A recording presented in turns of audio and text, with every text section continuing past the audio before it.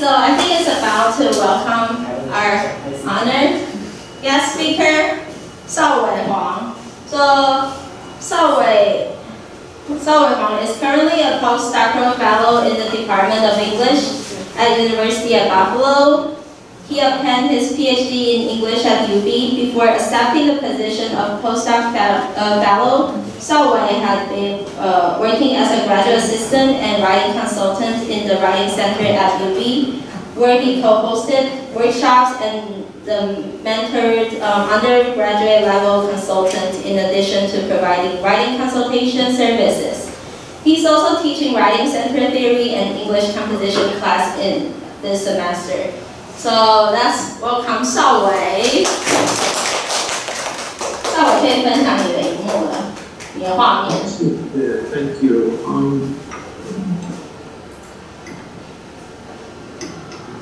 We can see your screen now. All right. So you can see my slides now. Yes. Perfect. All right. Good morning, everyone. Thank you for the introduction, Christine.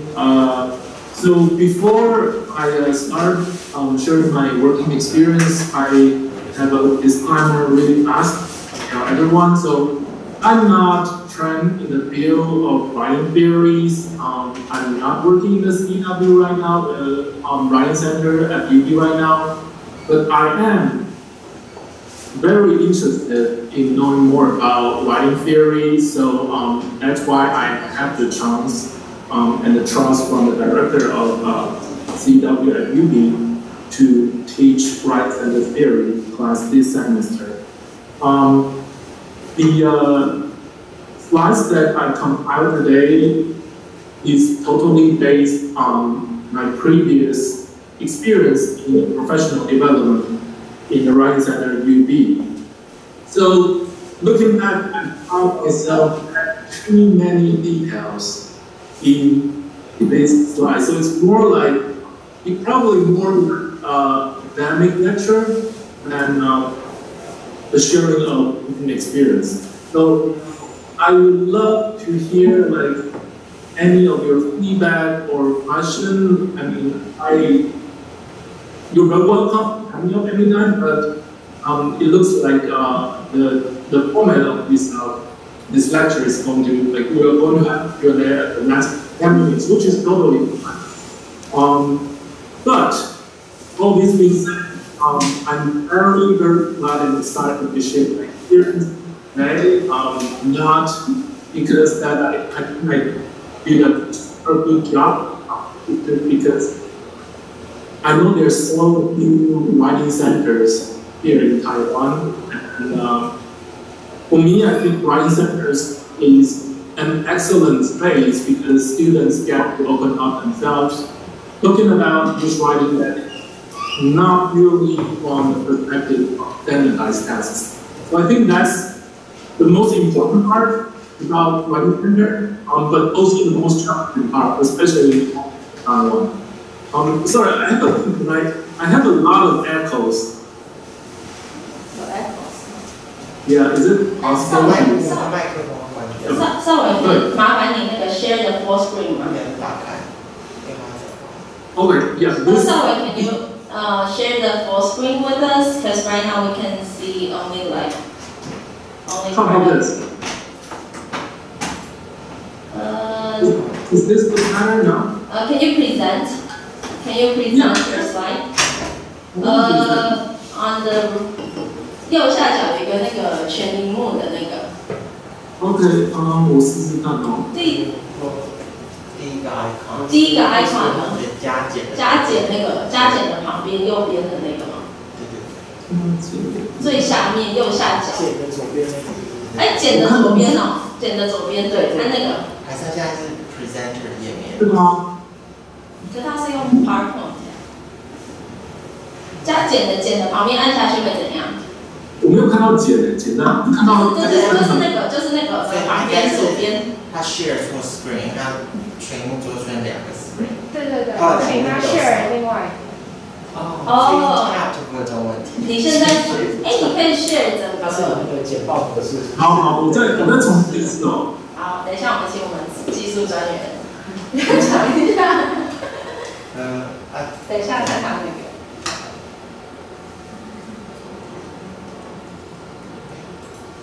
这样子可以吗？他没有按键。没有看到，没有看到画面。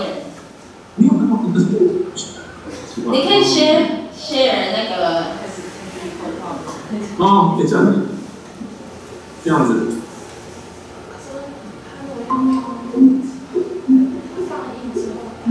可是你没有全，有了，现在有全荧幕了，好，可以了，谢谢。这样可以了。好，交给你了。好，谢谢。All right. So where was I? Yeah. So I think like English Writing Center is a fascinating space because it provides students to get to open up themselves, like talking about English writing. That is not from a purely like a perspective of standardized tests. I think that's the best part about Writing Center, but it's also I think the most challenging part about like working in the task of the mission of a Writing Center in Taiwan. So for most Taiwanese students, because of our learning environment, English Open Times is merely a tool, as it is an academic subject as well and something you need to consistently study to handle those tests and exams.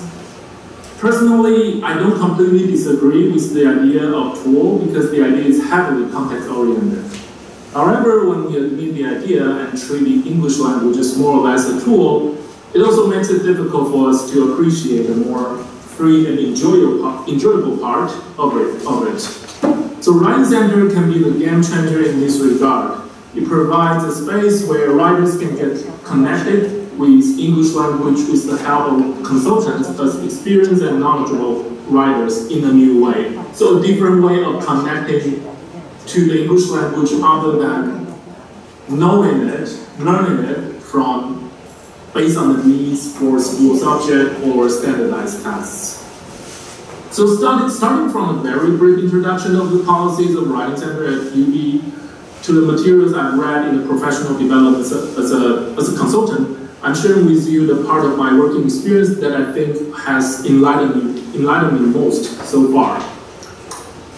So yeah, so this is what I was talking about. Like this is ideally what Writing Center should be about. It's not kind of like a cram school where you get your English grades boosted. It should be something that is more personal, something that you think with, something you invest your emotions into. Okay, so first up, clear the way. So it's very brief introduction of the very basic policies of CEW, which is the name of the Writing Center, Center for Excellence in Writing at UB. So basically every student get to schedule 3 45-minute appointments every week, and then if students have extra needs, there's always the negotiation room with the center to have extra appointment every week. So I'll be quick here. So the CEW is not an editing or proofreading service. I believe, so nor is CAL, right?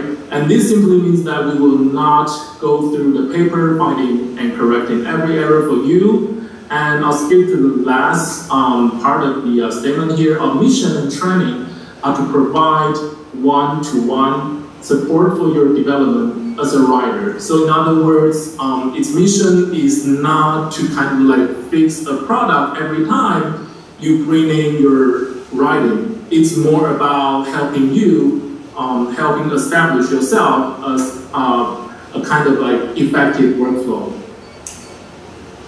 Second statement, do you proofreader for students? No. So we're not proofreading service. However, if student indicates that they are, on the final proofreading stage and that improving mechanical stability of their draft is a goal, we work with students on proofreading process and identifying patterns of errors or stylistic.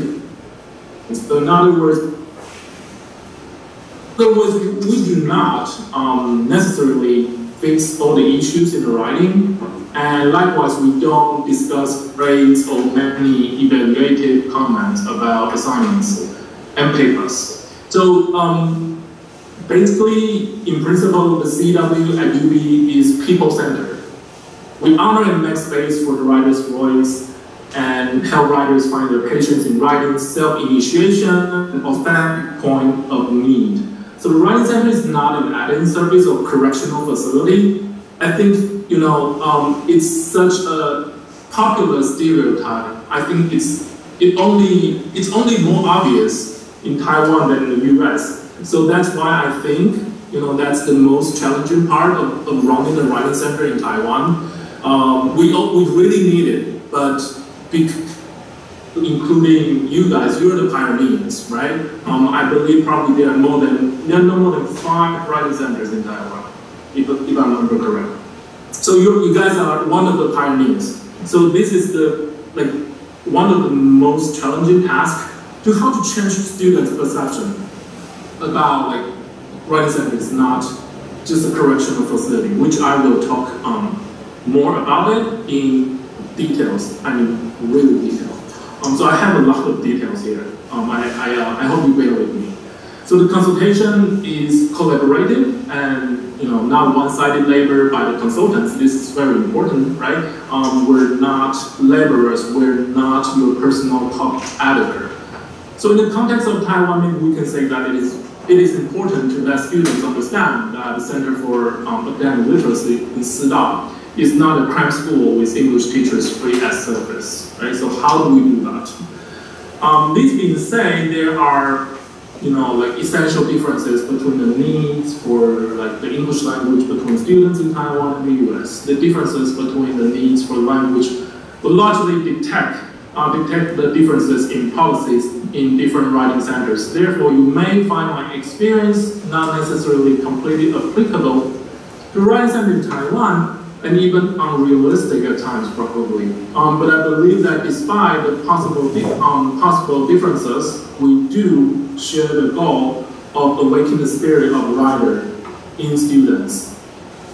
So it's about connection, or more precisely, reconnection. How do we find a way to help students to reconnect with the English language? So what is Writing Center experience? I don't know if you have any initial thoughts about what do you think, what do you think is the difference between, so I heard that the director addressed you guys as tutors. So it's tutors, okay. Tutors and a teacher. What's the difference? Because it's very easy for students to walk in the writing center and then suppose that you are the authority figure who knows most of the things, if not everything about writing, and that you can help resolve my issues in my writing. So what's the difference, right? So that difference is what makes writing center experience very unique, very special. So I think basically writing center experience is a different way to experience and connect to the English language that is more personal and less bound by rules. So experiential, meaning that writers can think of and write in English in a more free and individualistic way, as opposed to they are required to meet some external prompts or rules while listening to professors' instruction or preparing for standardized tests. So I really like the Harry's quote here. So if you don't mind, I'll just read through it. Writing centers do not and should not repeat the classroom experience, and are not there to compensate for poor teaching, overcrowded classrooms, or lack of time for overburdened instructors to confer adequately with their students. Instead, writing centers provide another very crucial aspect of what writers need: tutorial interaction. When meeting with tutors, writers gain kinds of knowledge about their writing and about themselves that are not possible in other institutionalized settings. I think this is a very succinct and very precise description of any writing center's mission. So in order to achieve such experience, I think one of the most important things we have to remember is that we want to approach the student writers first as a person, not even a student or writer. So outside the classroom, they really deserve some non-damaging experience with their written works because they've been judged by their professors, by tests, by peer pressure all the time. So this writing center experience should open up the concept that I think is one of the most important qualifications for any consultant, which is flexibility. So no remediation, stereotype threat. This is what I think is the most basic principle that any writing center should practice. So the very act of walking into the writing center, imagine you're a student, right? The very act of walking into the writing center is like walking to a health center, and that can really trigger stereotype threat because of its association with remediation. So like I say, many students perceive, they have that kind of stereotype that even in the US where there's almost a writing center in every college and university, they still feel like that kind of remediation impression. So the quote here that I think is also very well written. So the apprehension targets feel when negative stereotypes about their group could be used as a lens through which to judge their behavior. Stereotype threat is a situational predicament where individuals suspect that their behaviors could be judged based on negative stereotypes about their group. This threat of confirming negative stereotypes introduces anti-text concerns which distract from performance and can ultimately result in stereotype confirmation. So it's kind of like, I need help, I need to work in this space, but then I also feel the kind of conflict inside myself every time I work in this place, I reinforce that kind of feeling, that kind of impression that I'm being helped, I'm being corrected. So this is why we really need to kind of build this kind of friendly, inviting atmosphere that this is not a correctional facility. One of the things, one of the central tenets for the consultant, for the tutor, no remediation, just talk it out. So we're not confined, in writing center, we're not confined by the teacher-student relationship, where writers can feel pressure when they ask easy or even dumb questions. So the very theoretically speaking, a very basic difference between the writing center and the classroom is that there is no presentational talk. It's just exploratory talk. So what does that mean? So these are the two types of talks conceived by a scholar named Douglas Barnes. So when he broaches the idea of constructivist learning. So while we, in the classroom, while we try, or in front of the professor, we try to appeal to them with our knowledge and ability to organize and articulate in a presentational talk. So this, I think, is happen very, this kind of impression, this kind of talk happens very frequently in the Taiwanese classroom, I guess. So I think this kind of getting used to presentational talk in the school setting is, I don't know if this is a major reason, but I think it's definitely one of the reasons that I see that, Asian students, or at least Taiwanese students, quite often are not very active in asking questions or, speaking in an American classroom because we think that we have to do this kind of presentational talk. So while exploratory talk, we don't have particular agenda or feel stressed to answer difficult questions in that kind of exploratory talk. So exploratory talk provides a judgment-free zone where learners can talk about ideas off the top of their head. So writing space should be a space where there is only exploratory talk so that they can, talk it out freely about their ideas. So these are just some, I think very handy examples that tutors can use as an icebreaker, right? So I'm glad you came in. This is a great place for writers to come in and talk out their writing process, sharing perspectives, get fresh eyes on something you've been working so hard on, to get some audience feedback.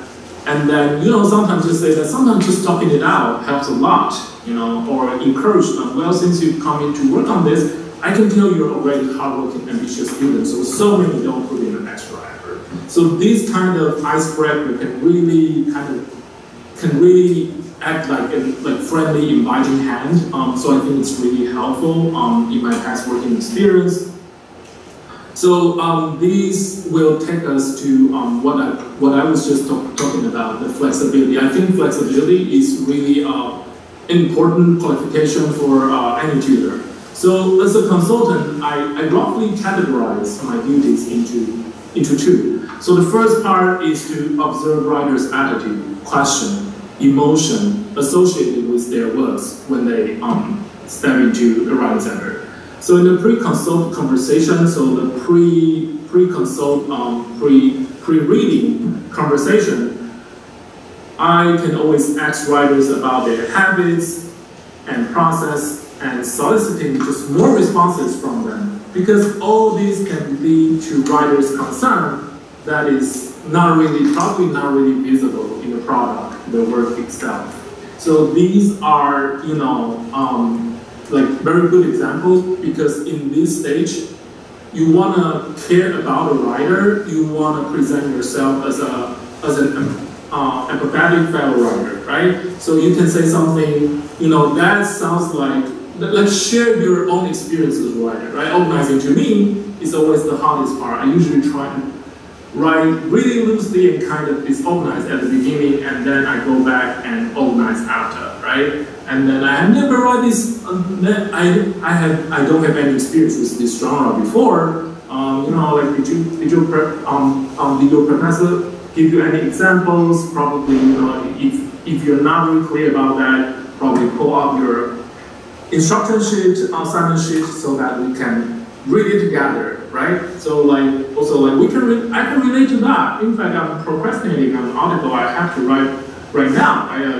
It's very true, right? Like my non-academic specialty is procrastination, right? So these are these kind of examples. You can come up with many more like this. Is those kind of language that I personally often use when I talk to writers, even before I start writing. I start reading their works.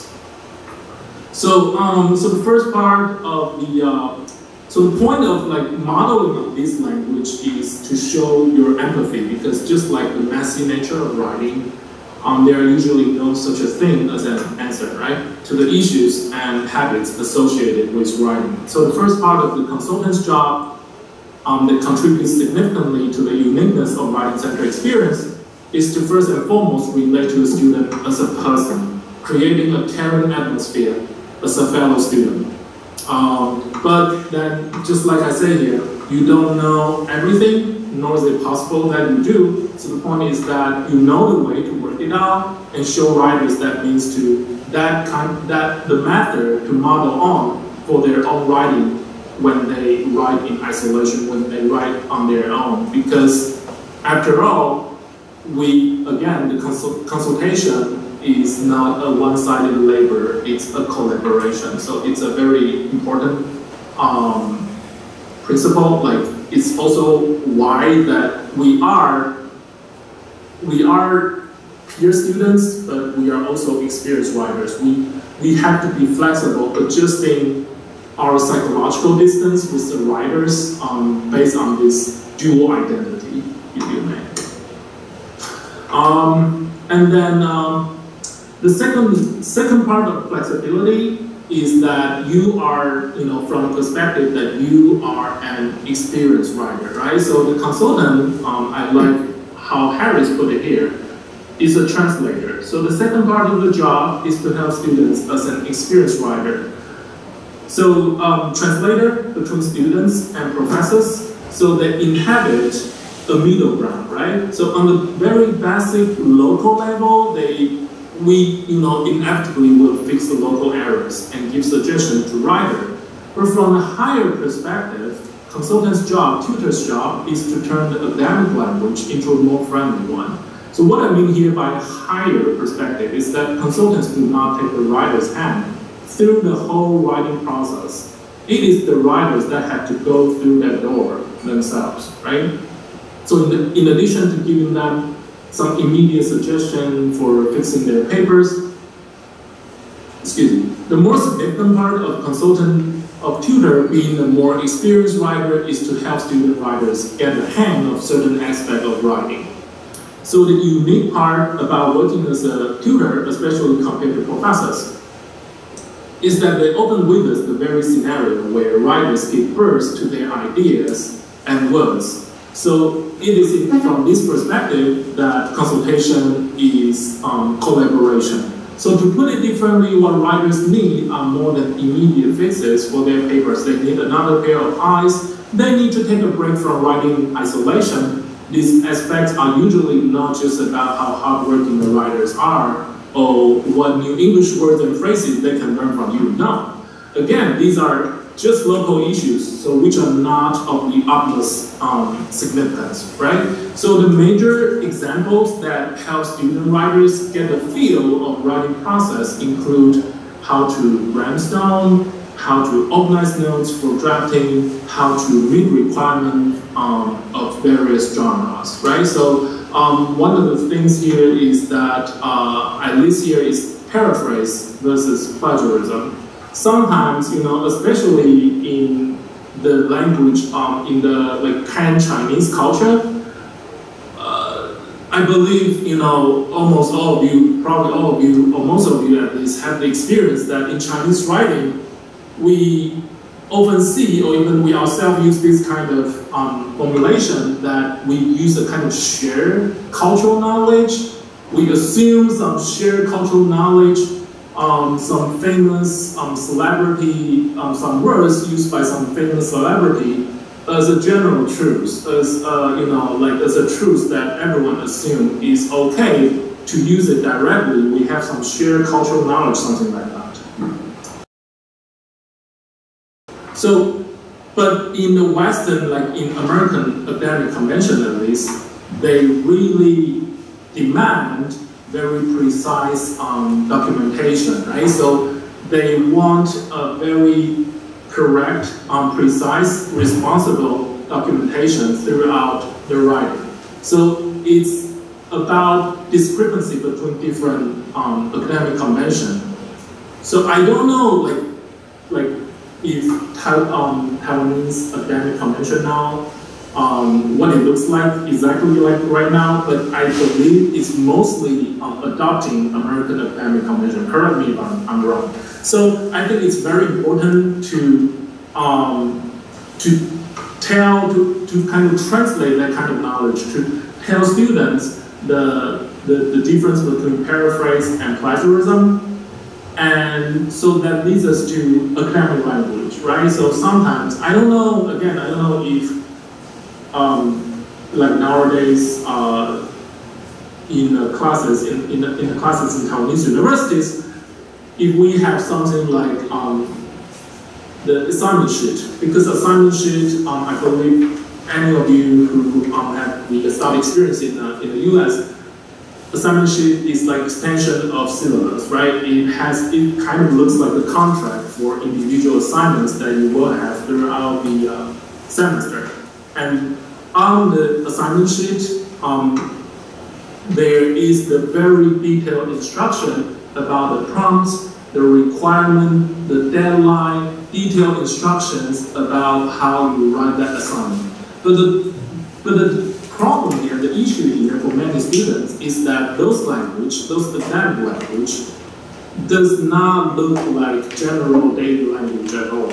So it's very easy to generate some misunderstanding when they read those kind of assignment sheet on their own. So whenever I write, like whenever I talk, even before I read their writing, I will ask them to produce that. So show me your assignment sheet for this particular work so that we can make sure we're on the same page intellectually, right? And by doing that, that can also alleviate our anxiety, the writer's anxiety and my anxiety, that makes sure that, yeah, we are on the same page. So that is like the translation of academic language to a more friendly language. What I, as a tutor, as a consultant, do when I was working in the writing center. And then the other thing is tip sharing, language learning, dealing with the writing process, etc. So this, you know, you have more experience, you have more knowledge about this part of writing. So it's also important to share this, especially like when I was working with international students, I often share with them like my experience of language learning.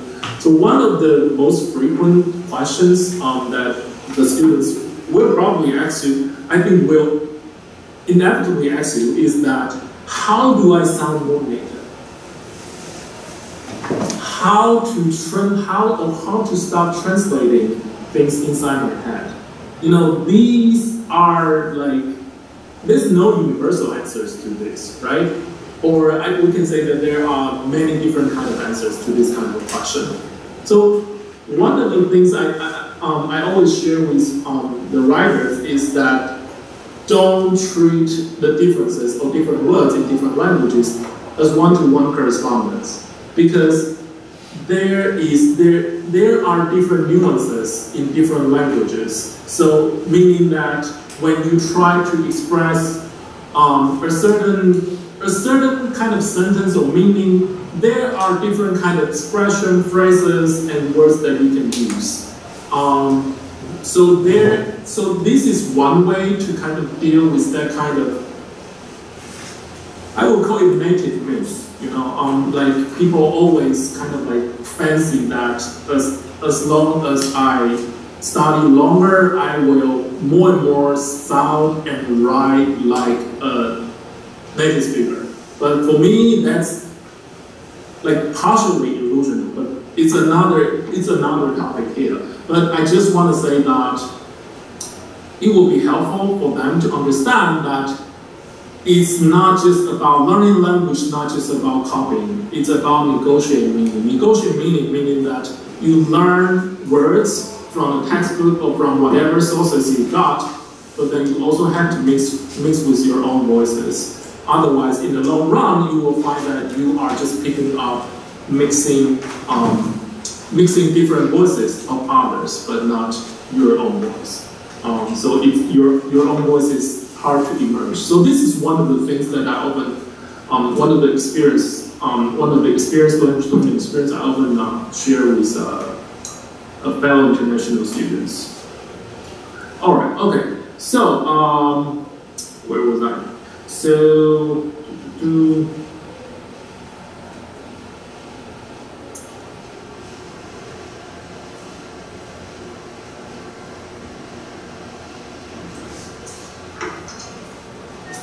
most of these activities, like language learning, dealing with writing process, you know, sharing like the difference between different academic conventions, these focus on the development of long-term goals. So from this perspective, the essential part of our job as experienced writers is not giving out low-hanging fruit.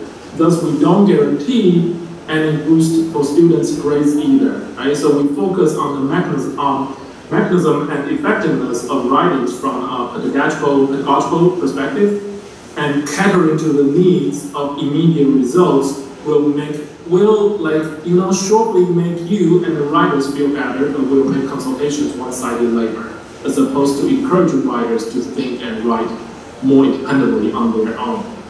So the next thing that I want to talk about is intercultural rhetoric.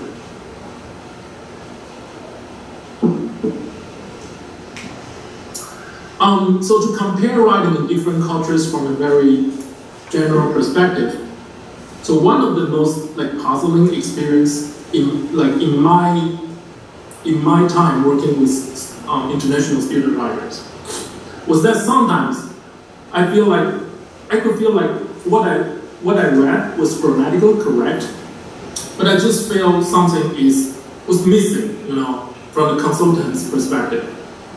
So I think that's because of intercultural rhetoric. So let me read through this. Academic writing involves more than using correct grammar. So this is a very important concept, right? So this is the goal that we want to let students know, that English is not just about good, bad, right, wrong.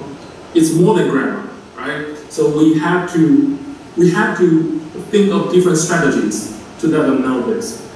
And rhetorical conventions like organization and the perceived role of the audience are important considerations and differ across cultures. The term contrastive rhetoric was proposed by Robert Kaplan. So it's a pedagogical solution to a problem of L2 organizational structures. Intercultural rhetoric, formerly called contrastive rhetoric, presupposes that language and writing are cultural phenomena. As a result, each language has rhetorical conventions unique to it. So this is what we will encounter all the time in writing. So here is an interesting chart here. So the comparison between the rhetoric of English and Chinese rhetorical convention. So on the left column, you see English rhetorical convention, and then on the right side, you see the Chinese one. So I think the first two rows are especially interesting to me, and that is also the kind of the cultural phenomena that I most frequently witness in students' work. So the first column, the first row, on the English side, writing is viewed as a tool to accomplish a task, that is to express a point or present an argument. While on the Chinese side, writing is viewed as a way of engaging the emotions through beautiful language. And on the second row, the English side focus on clarity, directness, and getting to the point. While on the Chinese side, we have focus on language richness or the ability to repeat ideas in a variety of ways. Digression is seen as a way of linking the subject under discussion to other issues to show a wider range of knowledge. So I think, and also the last row, I think the last row, yeah, on the English side, we have emphasis on the individuality and originality of ideas, and while on the Chinese side, we have emphasis on traditional wisdom and shared cultural knowledge. So this is the stuff I was talking about. So, the basic, a quick glance at this chart show us, in the English rhetorical convention, the language is more kind of thoroughly as a kind of a tool, a function, right? A very function-oriented concept. While Chinese is more, I don't know what you see in this, but I kind of feel English is more like a tool, like a function, and then Chinese is more like a talent, like a general talent. So I think there are for me, there are two important takeaways here. So one thing is that writing, through the different comparison between English and Chinese rhetorical convention, we see that there are things that's larger, more important than grammar. It's not just about right or wrong, obviously. And then the second takeaway, which is more important, I think, is that this chart, reading this chart is not suggesting that the English side is correct or the Chinese side is wrong. It's just a pure cultural discrepancy. I think these kind of comparison, we can make much out of it. But then basically, what I want to say is that when we are talking about, because we work on mostly, I don't know if CAL in Sudan, if you work on Chinese writing or not.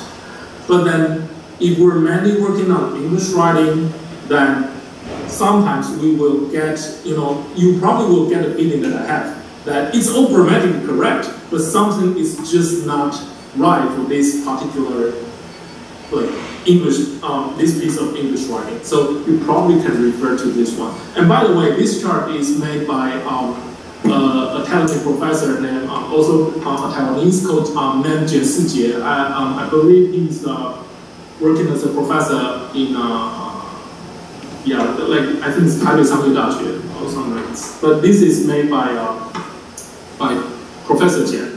And his specialty is intercultural rhetoric, if I remember correctly.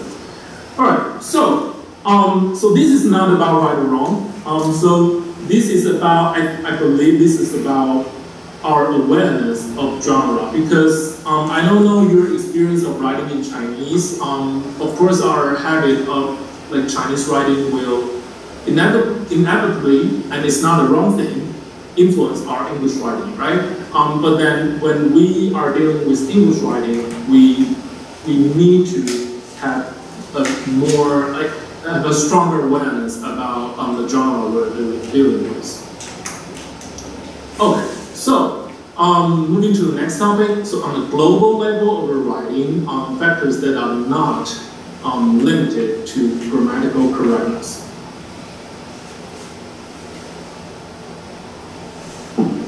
So in Writing Center, we always emphasize the global label in the writing rather than the local label. We're not hunting for errors, right? So we still pick up the errors, especially there are patterns of errors existing in the writer's work.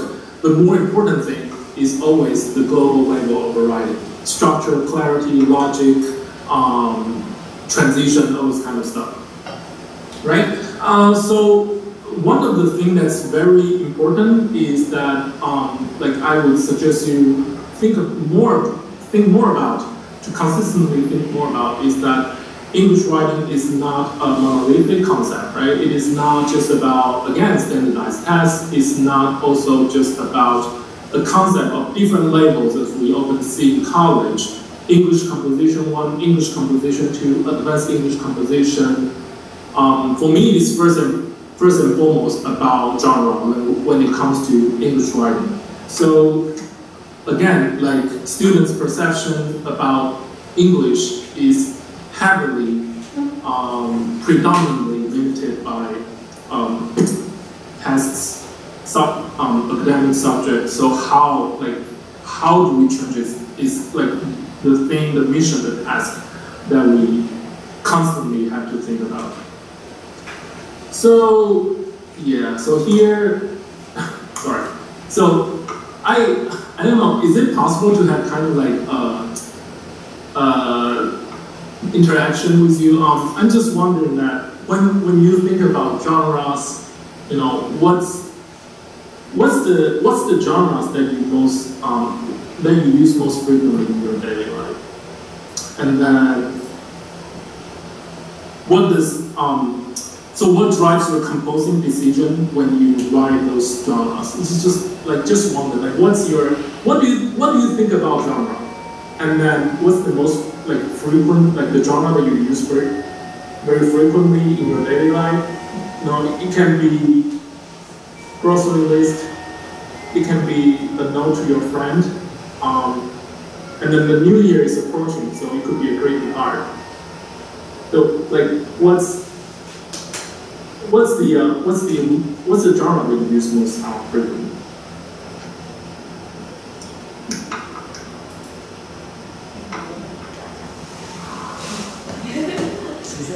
Social media posts.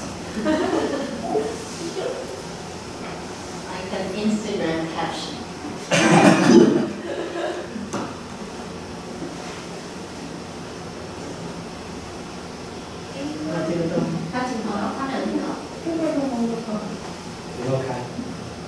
Hello, can you hear? Hi. I don't like that. Hi, can you hear me? Yeah, I Oh, okay. I just said Instagram caption. Oh, yeah, that's a great example. Although I'm not using that. But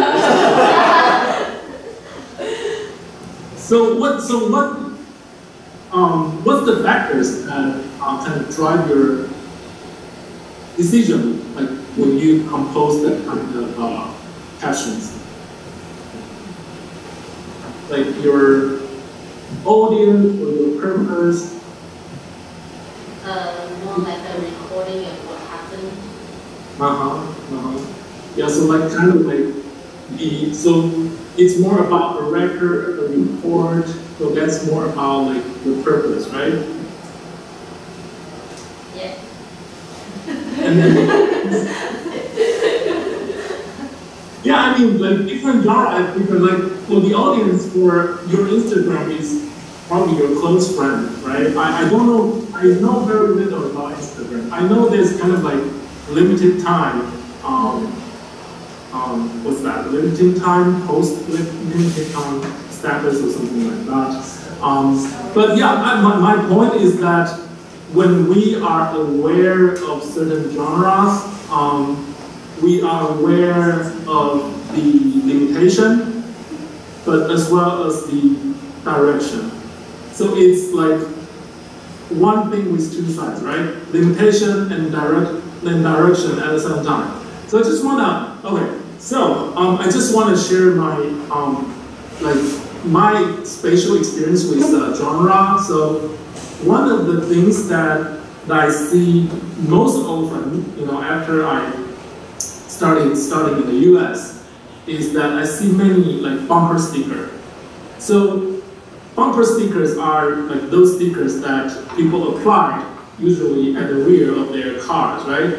And one of the most frequent, like most popular bumper stickers that I've seen, I believe that anyone who has a study experience in the US probably also seen this too. I'm pretty sure that Christine also has seen this kind of bumper sticker on the road, like this. So this is like the bumper sticker. It says, can you figure out like the word on the bumper sticker?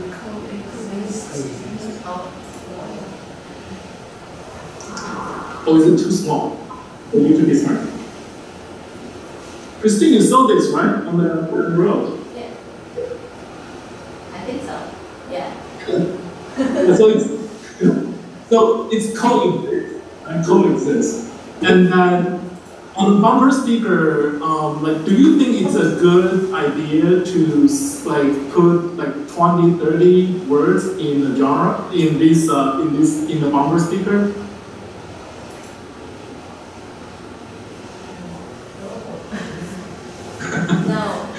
No, I don't think that's a good idea, right? This bumper sticker, you want people to see it kind of like immediately in 1 second. So it's always, you want to be very smart. You want to be very smart. You want to be concise, brief, so that it will make an effective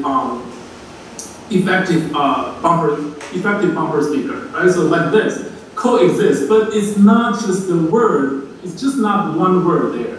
It also includes those symbols, right? Like different religious symbols, they kind of like coexist literally, meaning that probably, because here in the States, one of the most frequent conflicts, is the conflicts between religions. So I think it's probably the idea of the world can, like different countries, cultures can coexist peacefully together. I think it's one of the main idea. But then this is so popular. This particular bumper sticker is so popular. So it becomes, this bumper sticker, it's a genre, and it becomes there are so many different variations coming out based on this word coexist. So the other day, I saw on the road another bumper sticker that looks like this. So this is the same word, but what can you make out of it? Do you think they are the same word, but do you think they want to express the same meaning?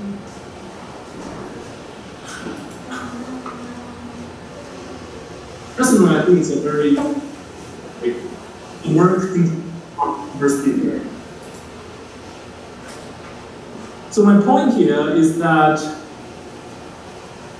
these black and white bumper sticker is trying to innovate and challenge the limit of this genre.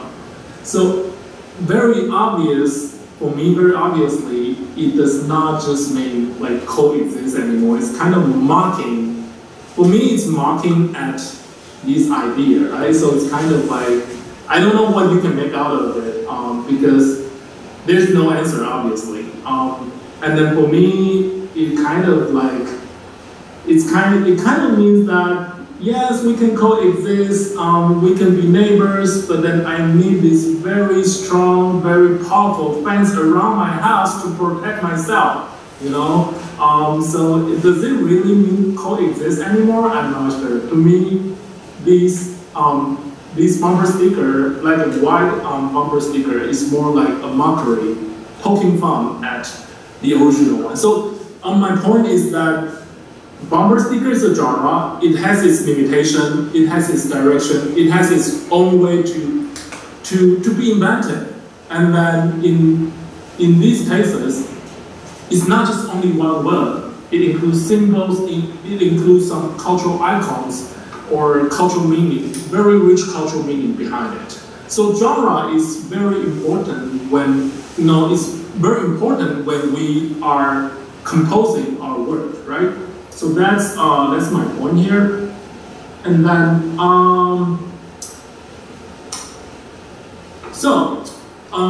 these two scholars of writing theory, they once say that, they say this genre is a social action, and John Bean even say that it's like dress codes. We have to choose the right clothing, right clothing for different scenarios. So when we talk about genres in a writing center, we talk about the function of writing as opposed to, writing as a talent regardless of the genres the writers are dealing with. So when we talk about genres, we're talking about like how to think rhetorically according to different rhetorical situations. And I think genre is one of the most powerful tools and also a very basic idea that we can motivate writers to think and write independently in our consultation in the writing center. And effective writing, highly aware of its genre, is like a passionate invite from the author to the audience, right?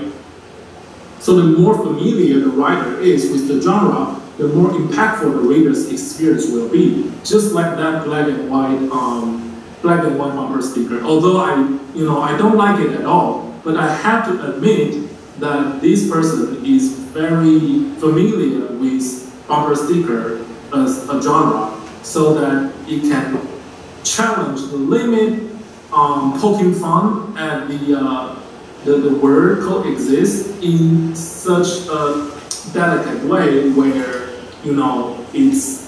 there are rich. Let's just say there's rich meaning behind that one compared to the original version. So as a consultant, you should know the basics of genres often in general, like general education classes, right? 通识课, such as, narrative, analysis, argumentative, report, or formal research paper. Again, I don't know if the professors provide students with assignment sheets, but ideally, even if they don't have that, we have to figure out when student writer working in the writing center, we have to figure out that we're on the same page. We know what the prompts, what the requirement of their assignments are. So it is always important, whenever available, ask the student to produce that to make sure that you're on the same page. And you also need to familiarize yourself with how to draft effective application materials, such as these, personal statement, cover letter, C, B, and resume. So although we generally downplay local issues in writings, it is certainly great if you can help writers look for consistent patterns of grammatical errors. And genre is an efficient way for both writers and consultants to look at the global aspects in the writing. So rather than make the writers feel guilty because of the local errors in their writing, consultants look for the heartbeat in the writing, encouraging and praising the writer's efforts. The motivation and pride, I believe, when they aware of the genre and they take this idea seriously, there will be this motivation and pride emerge that will naturally, I believe, and I experience it, will lead to a significant decrease of local errors in the next draft. And more importantly, when writers internalize the work they're doing, writing becomes an action, a social action rather than a noun, which symbolizes their progress in becoming a more independent writer. And for me, that's the power of genre. So I think the awareness about genre is equally important for tutors and writers. Okay, how much time do I have? I don't think so. So the consultation stages, this is like a brief overview of the consultation stages. So there's opening stage, reading phase, agenda negotiation, mediating moves, and closing stage. So the part that I would want to, all right, okay. So the part that I like to, excuse me, sorry. Oh wow. Can I finish it or like? This is the final slide, but if there's time constraint, if not, that's totally fine. I can I think we can finish up. If you can finish up in 5 minutes, that should be fine. And then we can have some time for them if they have questions for you. That'll be great. Sure. Thank you. Sorry about that.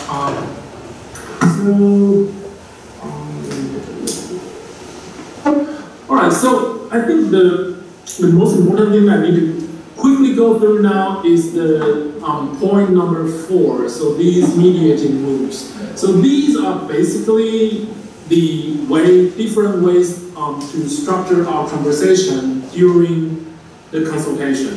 Okay, so there's dialogue, sounding board, direct instruction, and descriptive feedback. So before doing this, this may sound a little bit mechanical, but we want to do it as like instinctually as we can, right? So the purpose is that when writers step into the writing center, the writing as an action is a social action itself, because it's we have another additional perspective. We're not writing in isolation anymore, right? So it's a social action right now. So we want to do it, we want to structure the conversation according to the writer's needs, the writer's emotion, or just like I mentioned, the genre of the work the writers are working on. So first of all, we want to think about it. So how do I want them to feel? Like how do I, as a tutor, want them to feel and do, right? So so we have very little time now. So we want them to feel like smart, and we want them to keep writing. We want them to feel empowered, as opposed to small, dumb, and incapable, right? So again, we're not teachers, we're not professors, we're experienced writers, we're at the same time their peers, right? So the first model, the first structure is the most frequent structure that we adopt, which is dialogue to resolving dilemmas and challenges, right? So dialogue we adopt these different mediating moves. The essential purpose is to rearrange the power relation, because again, the social action teaching, helping. It's all about how to distribute the power relation between us, the tutors, and the students. And the first one is dialogue. In dialogue, the power relation is equal. So dialogue, we talk to each other, we throw questions at the writers, and that kind of new knowledge and new ideas happens between people of equal relationship. There's no definite answer, we just talk it out.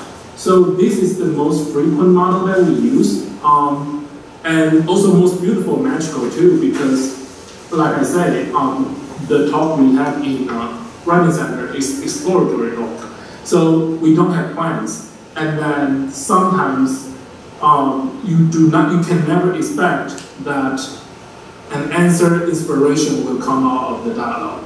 And the second one is sounding board. It's kind of like a way to generate additional materials. So basically, it's for those writers that you see is very clear about what they're talking about. It's probably just their way of organizing their writing is not that well. They have all the things all over the table.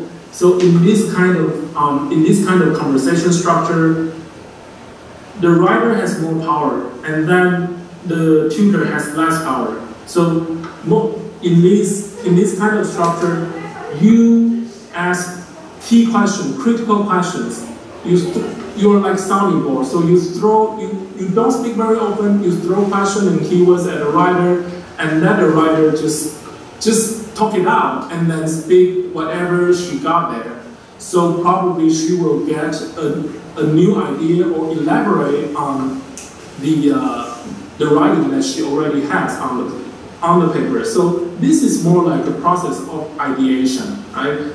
That she can keep developing the ideas based on the current result that she has on the paper. So in this kind of structure, the main task of the tutor is to throw questions, keywords, and then take notes for the writer. And then after she's done, you can give the part that you think is particularly meaningful, the notes that you think is particularly meaningful, give it back to. Give it back to the writer. And direct instruction, I believe it's very familiar, right? We are kind of like professors, so power relation, of course, the tutors have more power and the writers don't. But this is, at the same time, the most difficult and easiest for me in the light that direct instruction, I obviously have more knowledge about the subject than the writer does, but I don't have the anxiety of being, I have less anxiety of being wrong. But then this kind of model, you have to be very careful because it easily becomes a one-sided labor. It's kind of like the writer just have to sit there and then listen to you lecture, like you guys are listening to me now, right? So in the direct instruction, you need to think of a way to kind of check in with the writer every now and then, questions to make sure that the connection between you and the writer is still there, because it's a collaboration. We have to do our best to maintain it as a collaboration. And then finally is descriptive feedback. So descriptive feedback is just a thoughtful reader. So you don't assume yourself more kind of like very knowledgeable person. You just present yourself as a thoughtful reader. So you read and listen and engage in the text, enjoy the text, and then buy into the game of the text, and then give very authentic, honest feedback rather than give evaluative judgment. So in this descriptive feedback, we are not evaluating. We give honest, authentic feedback to the writer. We phrase out in acceptable feedback. So I know. I'm sorry to interrupt. Okay, yeah, that's generally it. I want to talk more about challenges ahead, but obviously we're running out of time, and these are like the writing resources that I think really helpful. I'm sorry that I spent too much time. It's very hard to manage the time. To control all the things within 15 minutes. Sorry about that. No, you're good. We're just really excited to hear so many of your experiences as a consultant, because I know there's a lot of things that you would like to share with all like our pioneering tutors. So we're really grateful for I really like your icebreakers and your personal like sharing strategies, like sharing your own experiences as struggling writers.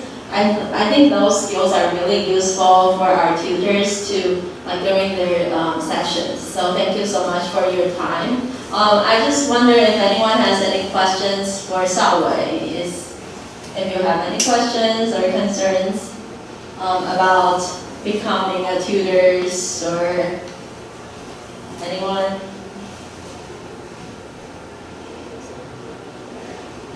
If not, I have one question for you.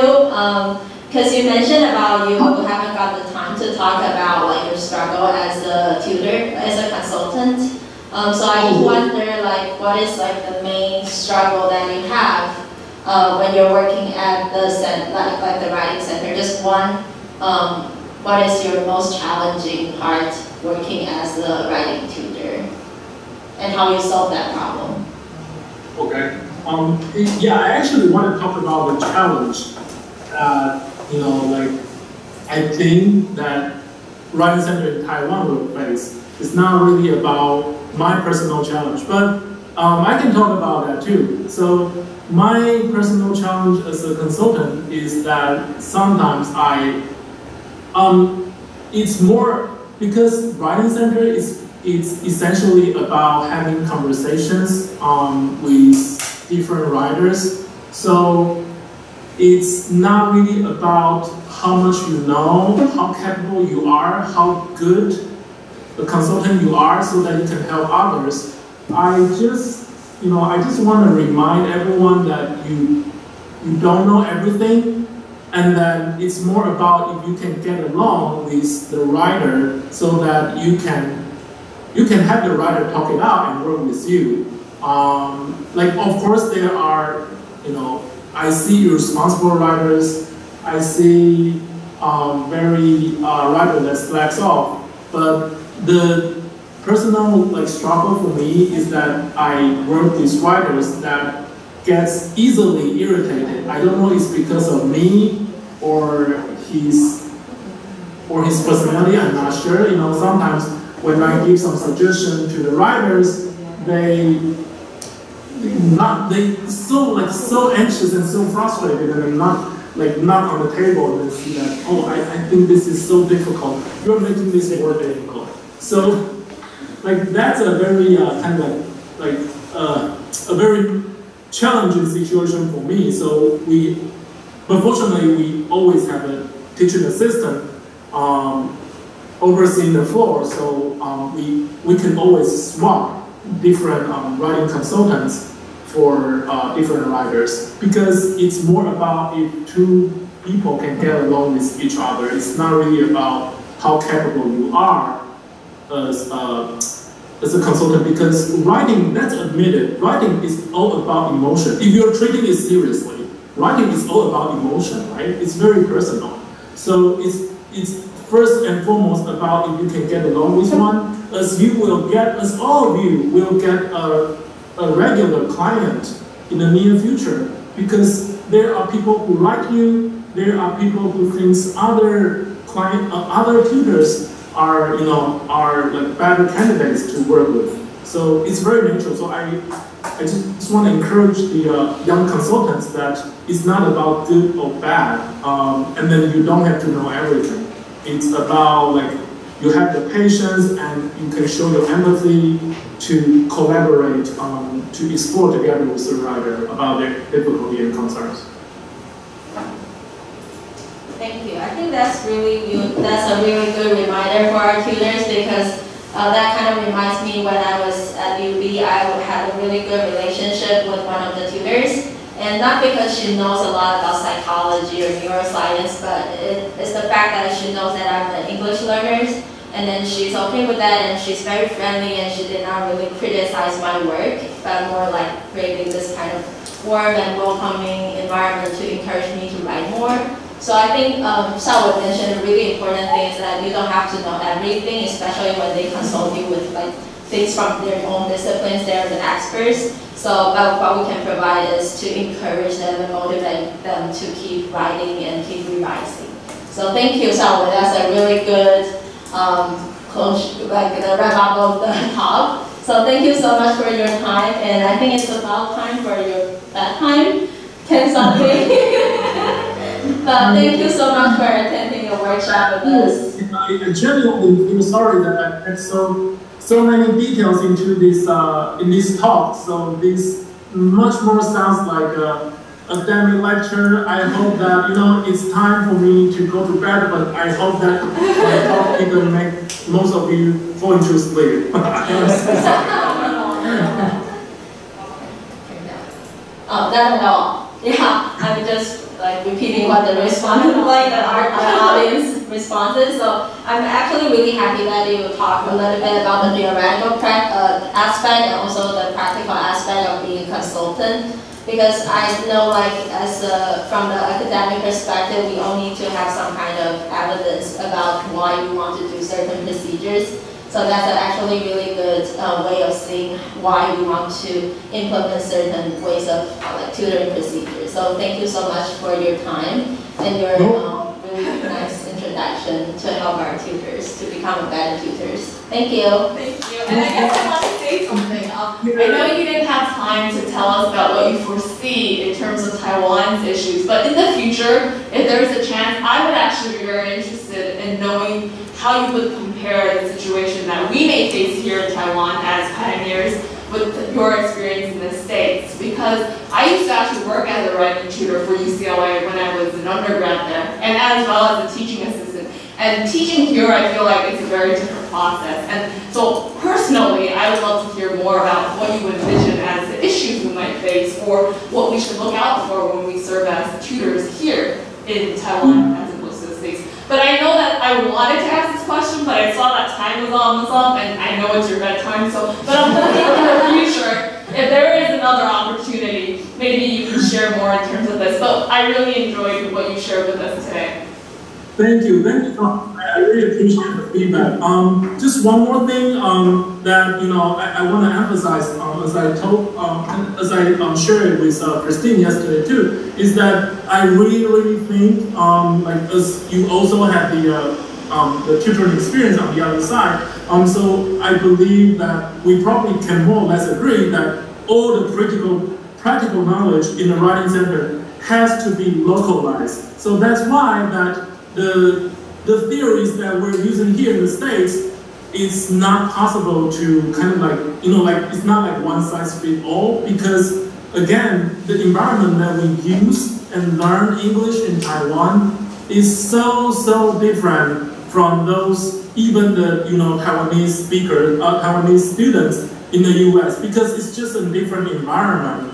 And then I think, again, the most challenging part is that English learning language or English writing has become more or less a very static or monolithic or fixated concept that is hard to change. How can you encourage students to enjoy English writing is the very first and always, a very important task for a very long time to come if we really want to practice the bilingual strategy, dictated by the government. Because if we don't change the perspective, always treating as a tool to get high points in school or standardized tests to apply to foreign school, then it's very hard for us to move up, to move things up. Like even me, like as an English major, studying English for over 2 decades, when I moved to the States, I think that I had to relearn English again, have to learn the English all over again. I think Christine or anyone who has the study abroad experience know more or less what I'm talking about here. So the first thing about perception, always want to kind of build a correct impression, correct concept of English learning or English writing center in general. It's not about just good or bad, right or wrong. It's a very broad concept, sounds very cliche, I know, but there are many ways to do it, and I hope that you guys are all talented enough to take this challenge. Thank you all, for having me here. Yeah, good job. Thank you. Good night. Good night. Yeah, good night.